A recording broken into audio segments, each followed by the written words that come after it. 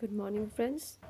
आज हम बात करने जा रहे हैं 73rd संवैधानिक संशोधन आइन के बारे में। 73rd अमेंडमेंट एक्ट, संवैधानिक संशोधन आइन के बारे में। ये एक बहुत इम्पॉर्टेंट आइन है।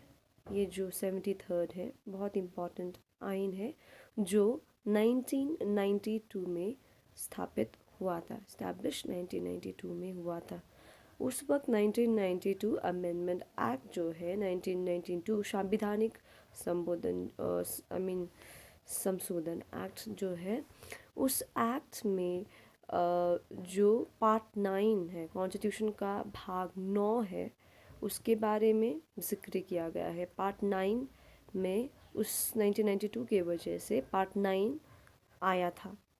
और पार्ट 9 भाग 9 में पंचायत का फंक्शन यानी कि उसका कार्यकर्ता क्या है, फंक्शन इलेक्शन यानी उसका निर्वाचित यानी निर्वाचन कैसे होगा, ये सब के बारे में पार्ट 9 यानी कि भाग 9 में डिस्कस किया गया है, विवेचना किया गया है। और पार्ट 9 जो पार्ट 9 भाग 9 है संविधान का पार्ट 9 में ये हम देखने को मिलता है कि उस वक्त 3 tier सिस्टम, दैट मीन्स तीनों स्तरे पद्धति, 3 tier सिस्टम ऑफ पंचायत में तीनों स्तर पद्धति पंचायत में पाया जाता है। ये जिक्र किया गया है कि there should be 3 stages, that means 3 tier system इस पंचायत में होगा। पार्ट 9 में भाग 9 में ये लिखा गया है।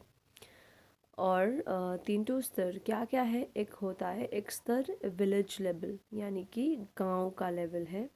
सेकंड होता है डिस्ट्रिक्ट लेवल, जो डिस्ट्रिक्ट का पंचायत में पाया जाता है।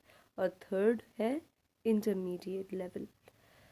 इंटरमीडिएट यानी कि हम अंतर्वर्ती, हाँ, अंतर्वर्ती एक गांव के और डिस्ट्रिक्ट के बीच में आता है। यानी कि 20 lakh population, that means 20 lakh जनगण, 20 लाख से ज़्यादा जनगण अगर एक रीजन में, एक एरिया में है, तो उसको इंटरमीडिएट लेवल घोषित करते हैं, अंतर्वर्ती घोषित किया जा सकता है। कंपोजिशन, नेक्स्ट जो है कंपोजिशन के बारे में हम बात करेंगे। कंपोजिशन माने गठन कैसे होता है जो पंचायत में। जो आपको पता है टेरिटोरियल कॉन्स्टिट्यूएंसी, दैट मीन्स स्थानिक निर्वाचन क्षेत्र है। ये जितने भी पंचायत में सीट है वो उसको ये फिल करते हैं। ये लोग जो है स्थानिक निर्वाचन क्षेत्र के जो भी मेंबर्स है, ये लोग क्या करते हैं, उस सीट को भर देते हैं। कैसे? डायरेक्ट इलेक्शन यानी कि सीधा निर्वाचन कैसे करके, डायरेक्ट इलेक्शन। ये कौन सा आर्टिकल में है, कौन सा धारा में? 243C, 243C क्लॉज 2 में इसके बारे में लिखा है।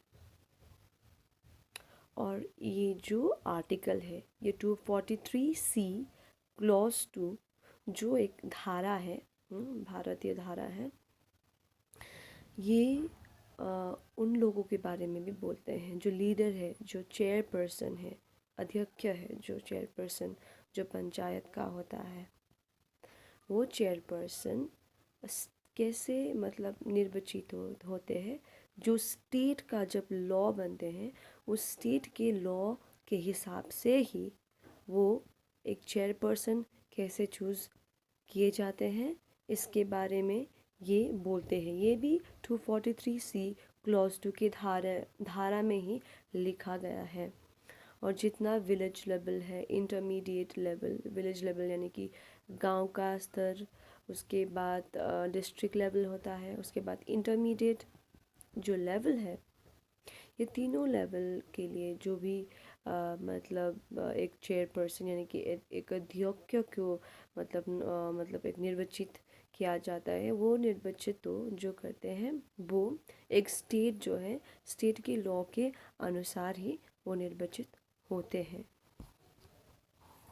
और दूसरा जो बहुत इम्पोर्टेंट है, दूसरा है 243D आर्टिकल यानी कि धारा 243D। जो सीटें हैं शेड्यूल कास्ट और शेड्यूल ट्राइब के लिए सीट रिज़र्व करने के लिए ये धारा जो है ये इस्तेमाल होता है। आर्टिकल 243D शेड्यूल कास्ट और शेड्यूल ट्राइब के रिजर्वेशन जो होता है पंचायत में, उसके बारे में ये चर्चा करते हैं। और 1/3 जो है, 1/3 जो है SC/ST की जो नारी है, वो नारी है उसको भी रिजर्वेशन मिलनी चाहिए। इसके बारे में ये 243D आर्टिकल जो है, धारा है, उसके बारे में ये बोला गया है। और जो ये शेड्यूल कास्ट और शेड्यूल ट्राइब है, ये अपने जनगण जो है, जनगण के एक प्रोपोर्शन के हिसाब से ये SC/ST में ये सीट दिया जाता है 243D।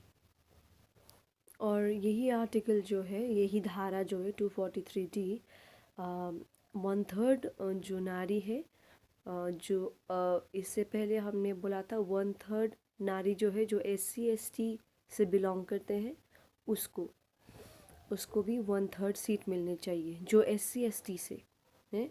और दूसरा फिर 243D ही जो जनरल वुमेन है, हाँ, जो हम देखते हैं उस वुमेन को 1/3 सीट मिलने चाहिए। ये भी 243D डिस्कस करता है। दैट मीन्स 243D 3 रिजर्वेशन के बारे में बोलते हैं।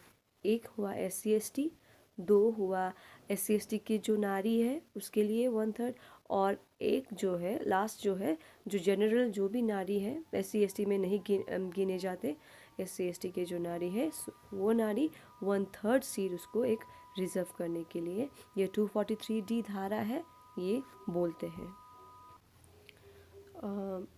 वो आपके जो सीट के बारे में तो बोल दिया, पर दूसरा जो सीट है जो चेयरपर्सन का होता है, दैट मीन्स पंचायत के जो अध्यक्ष महोदय होता है उसका भी सीट है।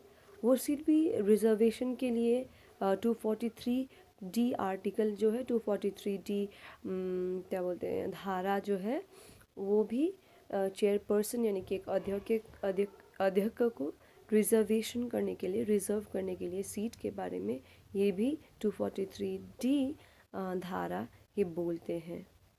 जो भी है जैसे लाइक डिस्ट्रिक्ट लेवल में हो, चाहे कि वो विलेज लेवल में हो, चाहे कि वो अंतर्वर्ती है, अंतर्वर्ती जो लेवल में हो, ये तीनों लेवल में जो चेयरपर्सन है उसका भी एक सीट के रिजर्वेशन के लिए ये जो 243 धारा है, 243 धारा है, ये इस हिसाब से भी ये बोलते हैं रिजर्वेशन के लिए।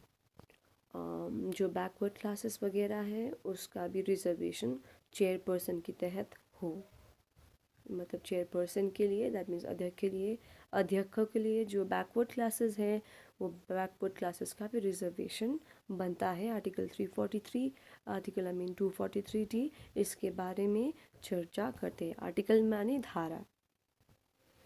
और नेक्स्ट हम बात करेंगे स्थितिकाल के बारे में। ये स्थितिकाल माने कत समय तक ये जो पंचायत है कत समय तक ये रह सकता है। आर्टिकल 243E यानी धारा 243E है, ये स्थिति काल के बारे में बात करते हैं। पंचायत जो इलेक्ट होता है, निर्वाचित होता है, वो 5 वर्ष के लिए 5 बजट के लिए ये इलेक्ट निर्वाचित होता है 5 वर्ष के लिए। और उसके बाद ये गुल होता है। पर अगर स्टेट आइन जो है, स्टेट यानी कि राष्ट्र आइन है, राष्ट्र आइन ये आइन निकालता है कि मतलब इसको पहले ही गुल कर दे, तो ये पहले 5 बछर के जो आगे है, हाँ, उसके आगे भी ये क्या हो सकता है, गुल हो सकता है, डिज़ोल्व हो सकता है। 5 वर्ष के आगे भी ये डिज़ोल्व हो सकता है, अगर स्टेट लॉ यानी कि राष्ट्र आइन ने अगर कह दिया हो तो। और अगर 5 वर्ष के अंदर ये अगर मतलब गुल हो जाता है, तो जो 6 महीने के अंदर इलेक्शन यानी कि निर्वाचित होने चाहिए। अगर ये गुल होता है तो गुल होने के जो दिन है उससे जोड़कर 6 महीने के अंदर, 6 मासे के अंदर इसको क्या होना चाहिए, फिर एक बार ये इलेक्शन, पंचायत का इलेक्शन करवाते हैं। दैट मीन्स पंचायत का जो निर्वाचन है फिर 6 महीने के अंदर ये करवाते हैं, 6 मास के अंदर। ये है 243E जो इसके बारे में बात करते हैं।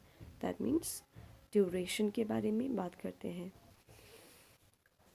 नेक्स्ट जो है योग्यता के बारे में। एक पंचायत का सदस्य होने के लिए आपको आपका क्या योग्यता होना चाहिए, वो 243F जो धारा है, 243F धारा इसके बारे में चर्चा करता है। 243F में यही लिखा गया है कि जो स्टेट लेजिस्लेचर है, दैट मीन्स राष्ट्रीय आइन सभा जो है, राष्ट्रीय आइन सभा के एक मेंबर, एक सदस्य होने के लिए जैसे जैसे क्वालिफ़िकेशन यानी कि जैसे जैसे योग्यता ज़रूर होता है, वैसे वैसे योग्यता आपको पंचायत का एक सदस्य बनने में लगेगा। सिर्फ एक चीज़ छोड़ के, दैट इज़ एज। जो एज है, राष्ट्र आइन सभा में एक सदस्य होने के लिए आपको आयु यानी कि एज ज़रूरी है 25, पर इधर पंचायत में 21 वर्ष आपको होने चाहिए, 21 बछर का होने चाहिए अगर आप पंचायत का मेंबर यानी कि सदस्य होना चाहते हैं तो। राष्ट्र आइन सभा के क्वालिफ़िकेशन के बारे में, दैट मीन्स योग्यता के बारे में आप लोग को मैंने क्लास में ही बता दिया था। राष्ट्र आइन सभा जो है उसके बारे में, जैसे विधानसभा वगैरह आपको मैंने पढ़ा दिया था, तो वहीं पे ही आपको क्वालिफ़िकेशन भी मैंने आपको बता दिया था। राष्ट्र आइन सभा में यही है कि आपको 25 ईयर्स यानी कि 25 वर्ष के होना चाहिए एक सदस्य होने के लिए, आप इलेक्ट कर सकते हैं। पर जो पंचायत है, जो पंचायत लेवल जो है, पंचायत में आपको कितना होना चाहिए, 21 बछर का होने चाहिए। और सभी जो बाकी है योग्यता, उसके सब स्टेट लेजिस्लेचर यानी कि राष्ट्रीय आइन सभा को देखकर ही पंचायत का वो बना गया है वो नियम। दिमाग में डालें, ये जो योग्यता है ये 243E धारा में पाया जाता है, 243E। और नेक्स्ट है पावर्स यानी कि क्षमता। पंचायत को क्षमता यानी कि पावर कौन से धारा में दिया गया है, 243G से लेकर 243H में पंचायत को क्षमता, कर्तृत्व और रिस्पॉन्सिबिलिटी उसका क्या है, ये सब कुछ आपको 243G से लेकर H के बारे में H में आपको मिलेगा। ये सब 11 शेड्यूल में आपको पाएंगे। और ये बहुत ही इम्पॉर्टेंट है क्योंकि पंचायत का पावर जो है, जो क्षमता है, उसका फंक्शन जो है, रिस्पॉन्सिबिलिटी, वो बहुत इम्पॉर्टेंट रहता है, बहुत गुरुत्व रहता है। ये जो 73rd अमेंडमेंट जो है, 73rd संशोधन है, जो 11th शेड्यूल है, वो 11th शेड्यूल में आपको मिलेगी। जो भी इकोनॉमिक डेवलपमेंट, अर्थनीति का प्रोग्रेस यानी कि डेवलपमेंट किया जाना है, उससे लेकर जैसे इरिगेशन सिस्टम बनाना है, बहुत सारा जो फंक्शंस है, ये सारा जो कार्य करता है वो रिस्पॉन्सिबिलिटी वो पंचायत को 243 जी से लेकर 243 H तक आपको ये मिल जाता है।